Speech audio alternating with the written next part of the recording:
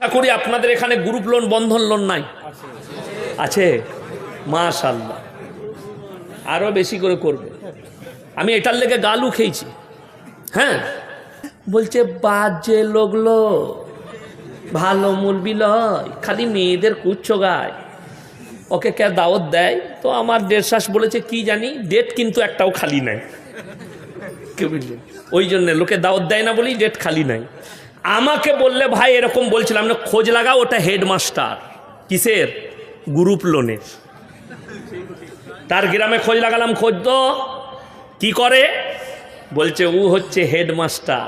আমাদের দেশে বেঈমান কাফেররা এত ঠান্ডা মাথায় কাজ করেছে, 10 জন করে গ্রুপ করেছে, তাদের একজনকে হেড করেছে, আর 9টা মেয়ে তাকে ম্যাডাম বলে ডাকাছে। মনে করে বিরাট ব্যাপার, এমনি স্কুলে ম্যাডাম হতে পারে না, সুদ খাওয়ার ম্যাডাম হয়েছে, ওকে ম্যাডাম বলে ডাকছে, তো ওর বিরাট ভালো লাগছে যে আমাকে ম্যাডাম বলছে।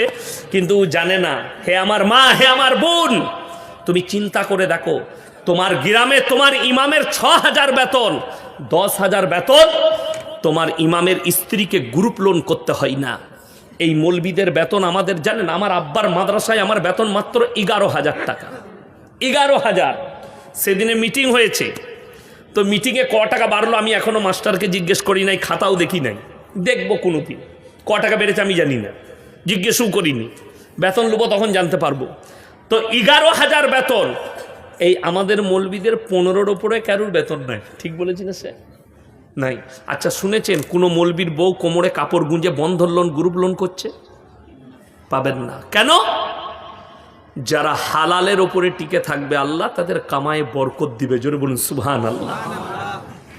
20,000 রোজগার করছে, বরকত নাই।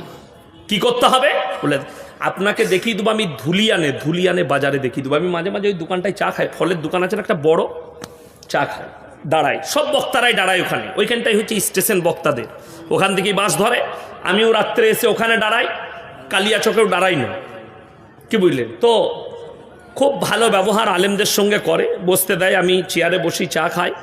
তো বিশ্বাস করুন, ওই ধুলিয়ান বাজারে দেখিয়ে দেবো, মুসলমান লটারির টিকিট কাটছে, বিক্রিও করছে মুসলমান। ঠিক বললাম না ভুল বললাম? অথচ লটারি হারাম না হালাল? হারাম। যদি বলেন কেন হারাম, সকলে বলুন ভাগ্যের মালিক কে? ভাগ্যের মালিক যদি আল্লাহ হয়, তুমি ওই ছোট্ট কাগজটাকে কি করে ভাগ্যের মালিক ভাবছো? কথাটা বুঝতে পারেনি? লটারি হালাল হলে আমরা মৌলবীরা রোজ 1 ঘর করে কাটতাম, যদি 1 কোটি লেগে যায় সালার ইমামতি করবো না। কথাটা বুঝতে পারেন? কিন্তু আমাদের দেশের লোক এত চালাক, আমরা মৌলবীরা দোয়া করলে ভেবে চিন্তে করি যে দোয়াটা হারাম লয় তো, আল্লাহর কাছে চাইছি, আল্লাহ তুমি আমাকে পয়সা দাও, মাল দাও, এটা কি গুনাহ হবে? ভেবে চিনতে। আর আপনাকে দেখিয়ে দেবো, বাংলাদেশের একটা চাচা নামাজ পড়তে গিয়ে দোয়া চাইছে, আল্লাহ গো 1 ঘর কেটেছি, তুমি 1 কোটি ফেলিয়ে দিও, জীবনে আর লটারি কাটবো না, তোমার ঘর থেকে বেরোবো না। আচ্ছা, এই দোয়া চাওয়াটা গুনাহ না নাকি? হারাম। আল্লাহ নারাজ হয়ে যাবে, বরবাদ হয়ে যাবে। হারাম জিনিসে যারা আল্লাহর কাছে দোয়া চায়, অবাক হবেন।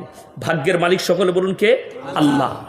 ওই জন্যে কোনো ব্যক্তি যদি জ্যোতিষীকে হাত দেখায়, সঙ্গে সঙ্গে কাফের হয়ে যাবে, ঈমান চলে যাবে, তাকে কালমা পড়ে ফিরতে হবে।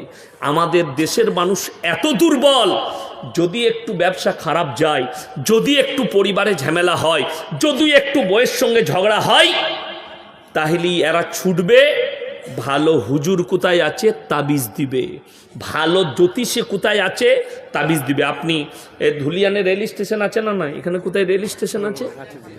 আছে। আপনি চাপেন, শিয়ালদায় যান, হাওড়ায় নামেন, একবারই প্ল্যাটফর্ম থেকে 1 নম্বরে বেরিয়ে হাওড়ায় ব্রিজ যাবার আগে ওপরে ডান হাতে আর বাঁ হাতে 2-4টা করে মাল বসে আছে, ছিঁড়া চট বিচুইছে, মাথায় সরষের তেল লাগিয়েছে, দিয়ে অ্যাটার্চি খুলে বসে আছে। আর তাদের সামনে একটা কাগজ আছে, কাগজে যে কি লেখা আছে আল্লাহ ছাড়া কেউ জানে, আমরা পড়তে পারবো না। কি বুঝলেন?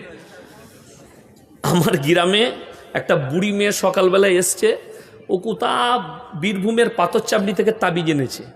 তো কোন ভণ্ড দিয়েছে জানি না, আমাকে বলছে বাবা এটাই কি লেখা আছে দেখো তো। আমি বললাম ফেরেশতারাও পড়তে পারবে না। বলে কেন? আমি বললাম মালটা আরবিই লয়, আরবি হলে তো পড়তে পারবো। আমি যদি কোনো স্কুলে মাস্টারকে বলি স্যার একটা ইংরেজি লিখে দেবো পড়ে দাও, আর আমি খালি কলমে করে ধরে এরকম টেনে দিই, লন্ডনে গিয়ে ওই ইংরেজির মানেটা বার করে আনতে পারবে না। ইংরেজি হলে তো খুঁজে পারবে। দিয়ে আমাদের মতো মৌলবীকে বলছে এরা কিছুই জানে না, তাবিজ পড়তে পারে না, হলো তাবিজই লয় এটা। আরবি হলে তো পড়তে পারবো, কিছুই লয়।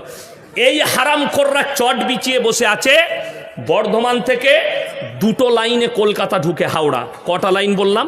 2টো, একটা ম্যান লাইন একটা কল লাইন, 2টো লাইন যাচ্ছে হাওড়া থেকে, বর্ধমান থেকে হাওড়া, হাওড়া থেকে বর্ধমান, এইভাবে ঢুকছে। একটা হুগলি ডিস্ট্রিক্টকে নিয়েছে, আর একটা এই হুগলি ডিস্ট্রিক্টের এই পারে আর ওপারে, দুদিক মিলে হাওড়ায় ঢুকছে, 2টো লাইন।